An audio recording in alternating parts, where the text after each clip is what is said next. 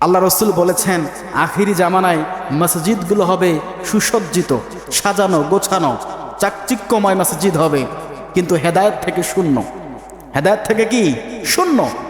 হেদায়েত বলতে এই মিম্বার, এখান থেকে হক কথা আসবে না, হক আমল হবে না। মানুষ মসজিদগুলো মোজাইক করা থাকবে, টাইলস থাকবে, পাথর থাকবে, অনেক সুন্দর সুন্দর কারুকার্য দিয়ে সাজানো থাকবে, কিন্তু ওই মসজিদে হেদায়েত প্রাপ্ত মানুষ থাকবে না, ঈমান হবে দুর্বল। রসুলের জামানার মসজিদগুলো ছিল কাঁচা, মাটি দিয়ে তৈরি করা, খেজুর গাছের বাকল ছাল দিয়ে ঢাল দিয়ে মসজিদের ছাদ নির্মাণ ছিল, তবে মানুষের ঈমান ছিল পাকা মজবুত। আর এখনকার জামানায় মসজিদ টাইলস মোজাইক করা, কত সুন্দর সুন্দর রং বেরঙের জিনিস দিয়ে সাজানো, কিন্তু মানুষের ঈমান হচ্ছে দুর্বল, ঠিক কি না? এটা একটা কিয়ামতের সব থেকে বড় আলামত।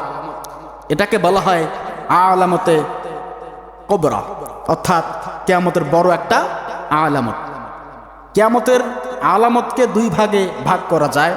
এক হচ্ছে আলামতে কবরা, অর্থাৎ বড় কিছু আলামত, আর হচ্ছে আলামতে সগরা, অর্থাৎ ছোট ছোট ছোট আলামত।